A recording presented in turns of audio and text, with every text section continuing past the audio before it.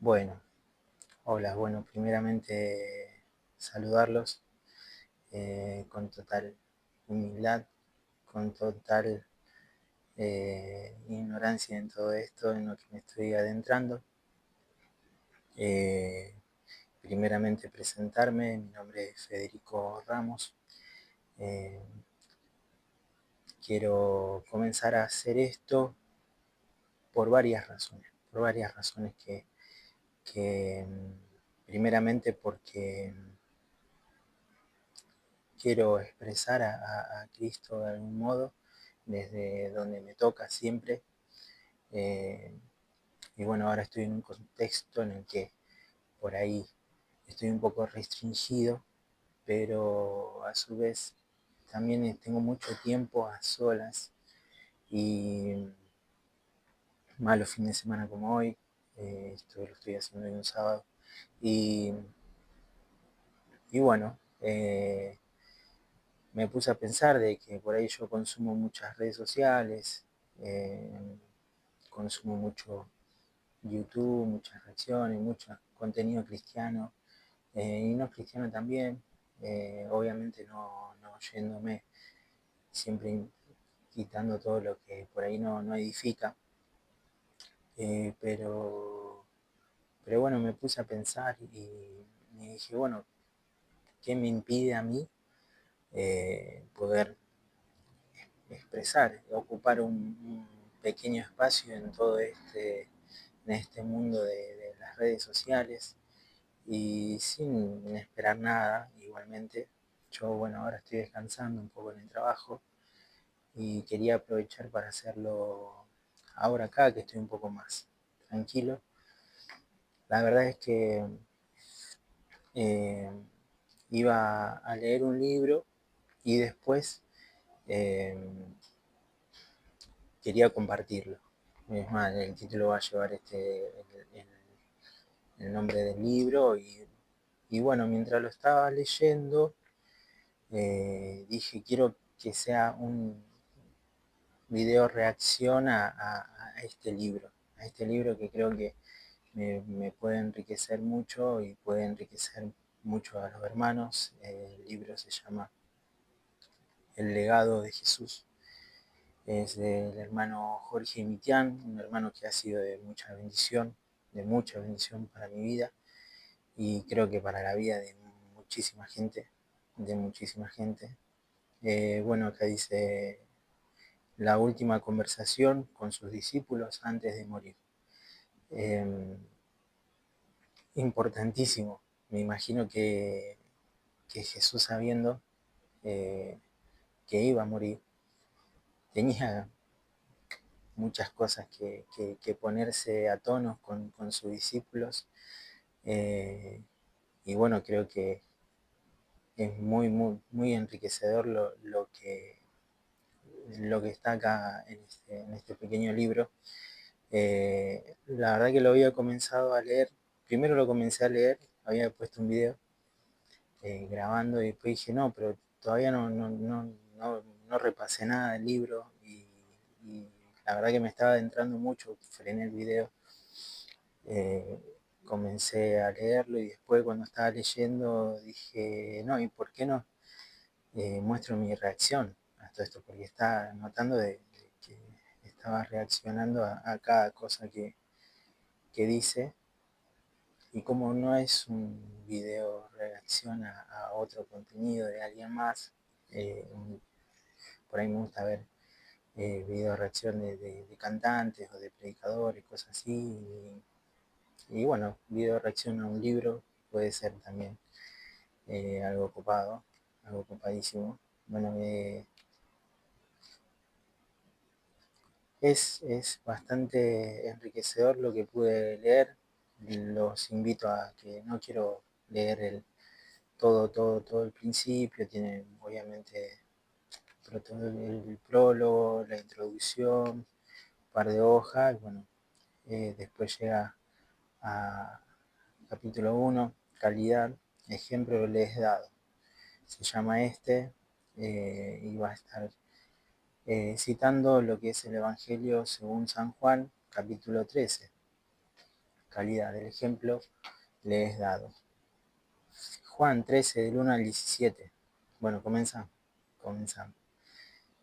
Quisiera invitarte, dice el escritor acá de este libro, quisiera invitarte no solo a leer este relato, sino a introducirte en la escena, como si fueras un discípulo más sentado entre los 12. O sea, somos el número 13 o el 14 con Jesús.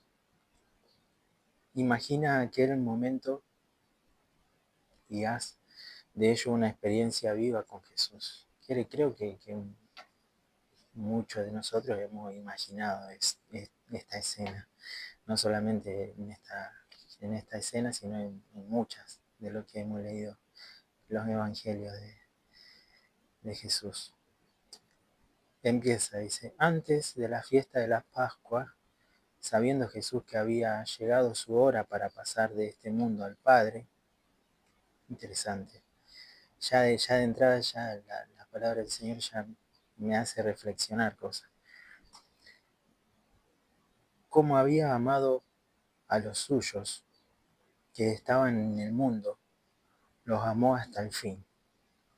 Durante la cena, como el diablo ya había puesto en el corazón de Judas, hijo de Simón Iscariote, que lo entregara, y sabiendo Jesús que el Padre había puesto todas las cosas en sus manos, y que él había salido de Dios y a Dios iba, se levantó de la cena, se quitó el manto y tomando una toalla, se ciñó de ella, luego echó agua en una vasija y comenzó a lavar los pies de los discípulos y a secarlos con la toalla con que estaba ceñido. Entonces llegó Simón Pedro y éste le dijo, Señor, ¿tú me vas a lavar? ¿Tú me lavas los pies a mí? Respondió Jesús y le dijo, lo que yo hago tú no lo entiendes ahora, pero lo comprenderás después. Pedro le dijo, jamás me lavarás los pies.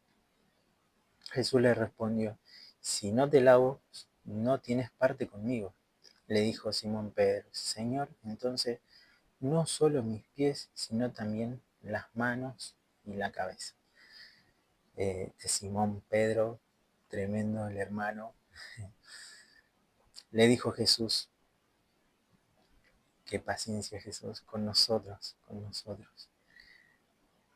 El que se ha lavado no tiene necesidad de lavarse más que los pies, pues está todo limpio. Ya ustedes están limpios, aunque no todos. Porque sabía quién lo entregaba, por eso dijo, no todos están limpios. Así que, después de haberles lavado los pies, tomó su manto, nuevamente se había sacado el manto,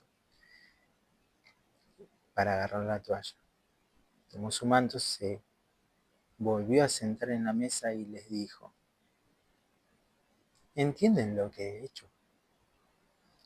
Ustedes me llaman maestro y señor, y dicen bien, porque lo soy.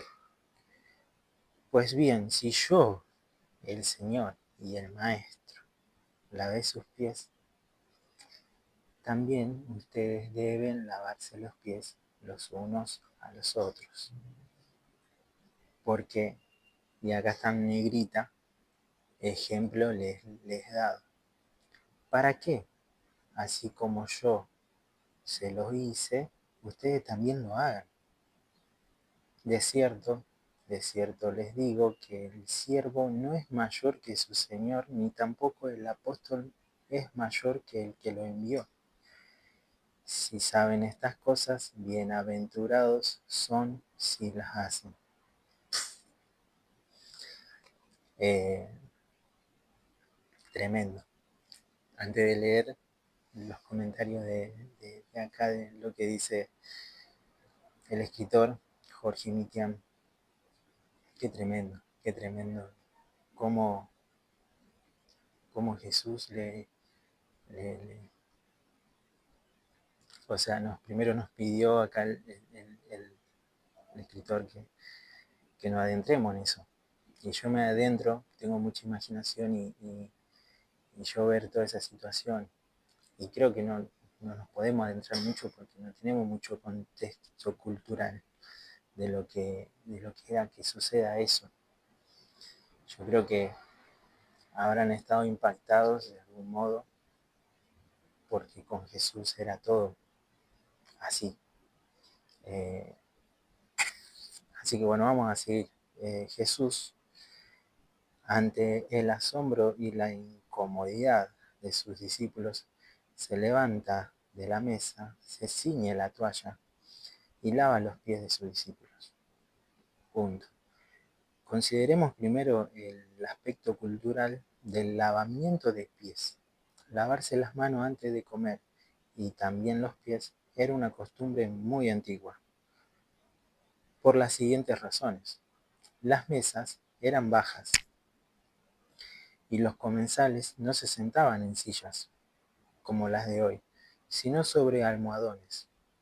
Además, como usaban sandalias y caminaban mucho por las calles polvorientas, se hacía necesario que sus pies fuesen lavados. La Biblia relata esta costumbre en diversos pasajes del Antiguo Testamento. Abraham a los 3 varones, dice Génesis 18:4, que se traiga un poco de agua para que laven sus pies y se recuesten debajo del árbol. Éxodo 30, 18, 19, dice la fuente de bronce en la entrada del tabernáculo. También harán una fuente de bronce para lavarse con sus bases, también de bronce. La pondrán entre el tabernáculo de reunión y el altar y pondrás en ella agua. Aarón y sus hijos se lavarán en ellas las manos y los pies.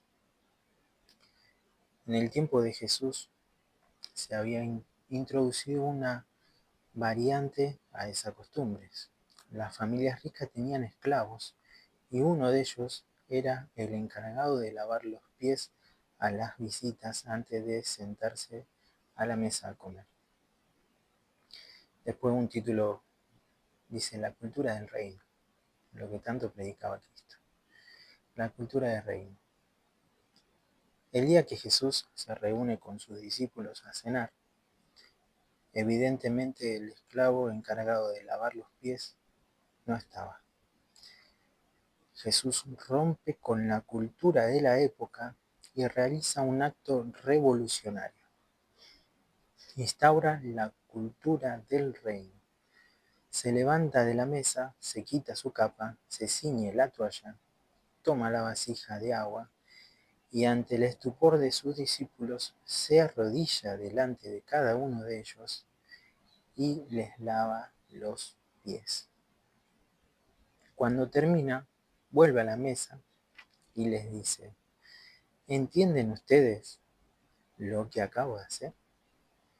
Ustedes me llaman maestro y señor y tienen razón, porque soy maestro y señor. Pues si yo, su señor y maestro, le he lavado los pies, también ustedes deben lavarse los pies unos a otros. Yo les he dado el ejemplo para que ustedes hagan lo mismo. Ustedes saben que ningún esclavo es más importante que su amo y ningún mensajero es más importante que quien lo envía. Si entienden estas cosas, háganlas y así Dios los bendecirá. Eso está en la traducción TLA, en lenguaje actual. Con este ejemplo Jesús establece un nuevo paradigma que rompe con todos los demás paradigmas, costumbres y culturas de la época y a la vez acaba con el mal uso de las jerarquías. Enseña aquello que debe caracterizar a todo discípulo: el servicio. Demuestra que el mayor es el que sirve. Podemos ser los primeros en servir, realizar las tareas más sencillas, menos gratificantes, las que no todos quieren, las que todos quieren evitar, perdón. Servir a nuestros hermanos en Cristo y también a aquellos que están en puestos inferiores al nuestro. Debemos servir aún a los Judas, devolviéndoles bien por mal. En fin, servir a todos. ¿Quién es mayor? ¿El que se sienta a la mesa o el que sirve? ¿Qué revolución la de Jesús? Jesús nos llama a servir a nuestros hogares, en el trabajo, en la iglesia, porque el Padre quiere tener una familia de muchos hijos semejante a Jesús. Ese es su propósito eterno.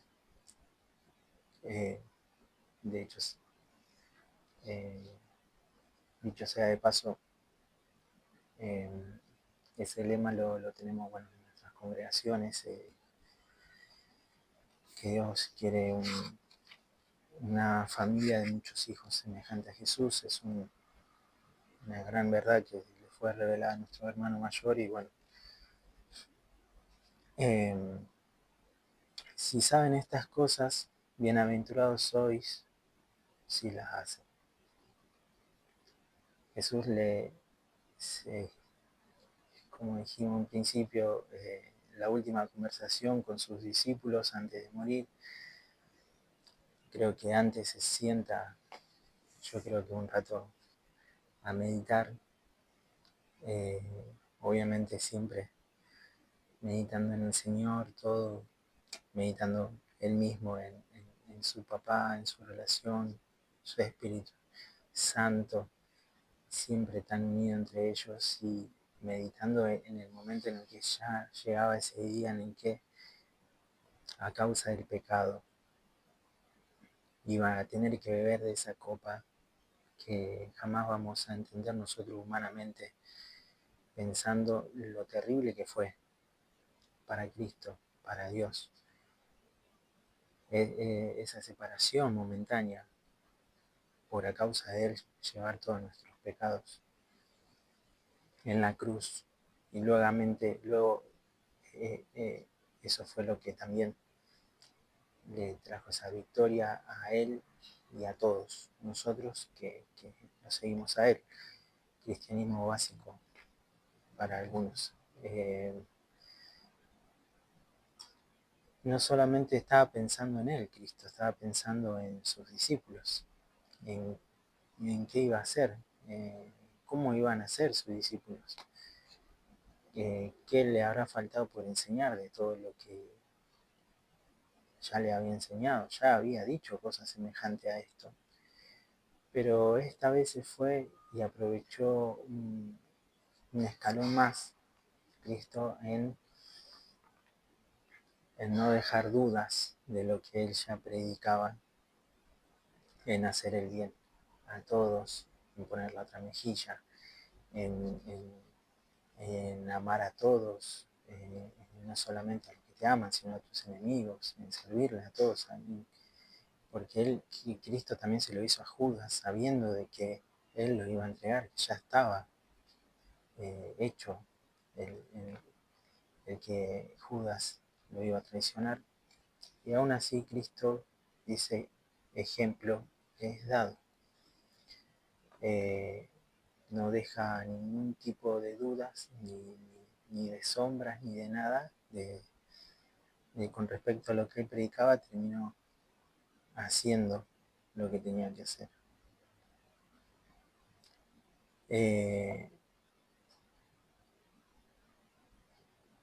Acá sigue el Jorge Mitián diciendo, el detrás de escena. ¿Cuáles son las razones profundas por las que Jesús actuó de esta manera tan singular con sus discípulos? La verdad que sí. Yo encuentro al menos 3 razones, dice acá. 1, porque los amaba profundamente, sabiendo Jesús que su hora había llegado pasase de este mundo al Padre, como había amado a los suyos que estaban en el mundo, los amó hasta el fin. Bueno, más o menos lo que venía diciéndoles. El amor es el mayor de todos los mandamientos. Es el motor de la vida cristiana y lo que hace funcionar todas las otras virtudes. El amor nos motiva, nos impulsa a hacer la voluntad de Dios con alegría.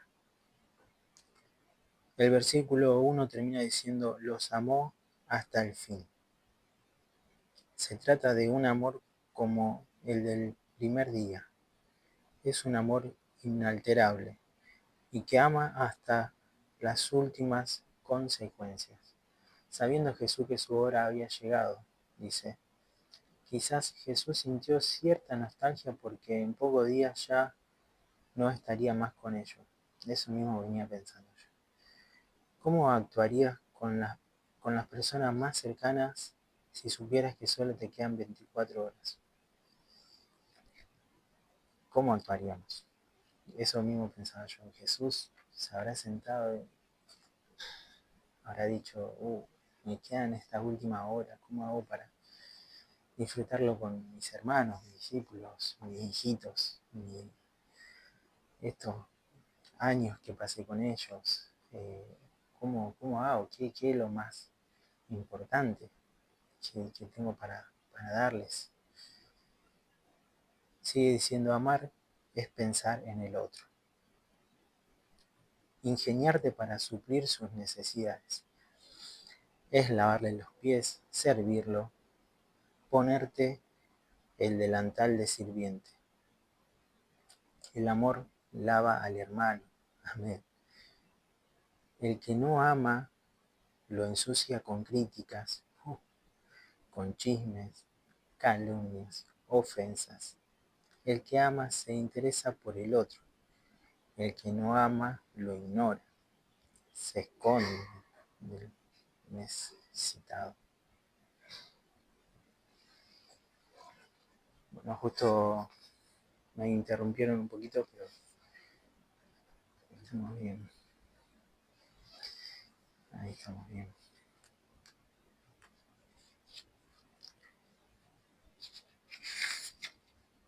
¿En dónde habíamos quedado?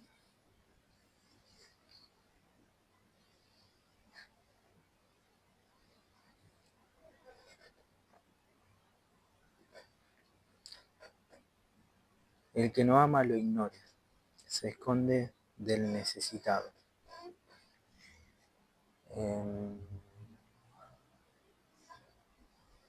Bueno, perdón, si bien estoy descansando, pero estoy en el trabajo.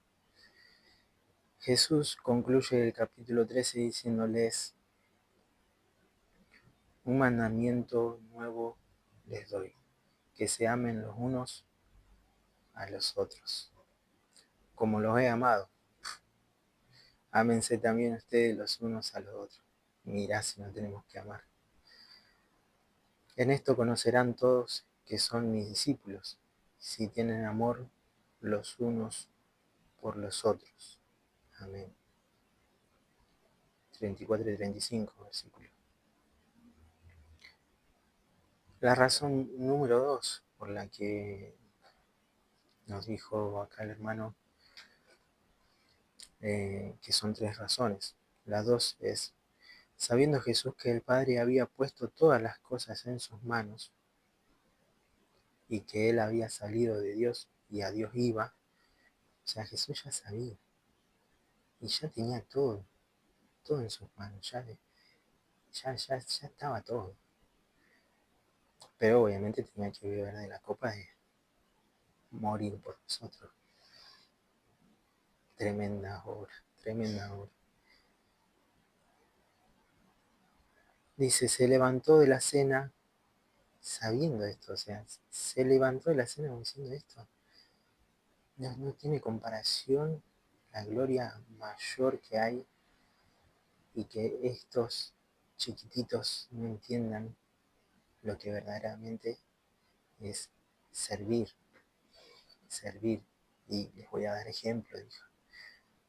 Se levantó de la cena, se quitó el manto yo creo que culturalmente en ese entonces, o sea, ese manto era lo que lo distinguía por ahí de maestro, de señor, se quita eso distinguido y toma la toalla y se ciñó con ella, o sea, se la puso como diciendo, no es que la dejo ahí a ver si alguien más la agarra, no, me agarro yo la toalla y me pongo la toalla y la voy a usar yo y no se la sacó hasta que terminó y después se volvió a poner su manto. Eso en el versículo 3 y 4. Jesús sabía quién era y que el Padre le había dado todas las cosas, así que se levantó de la mesa. El complejo de los discípulos, dice acá. A ninguno se le ocurrió lavar los pies de sus compañeros. Así que cuando Jesús lo hizo, se molestaron. Y aunque seguramente todos habrían sentido lo mismo, el único que demostró su disgusto fue Pedro. No me lavará los pies jamás, dijo Pedro. ¿Y qué respuesta la de Jesús? Lo que yo hago, tú no lo comprendes ahora, mas lo entenderás después. ¿Cuántas cosas no suceden en la vida que no logramos comprender en el momento en el que nos ocurren?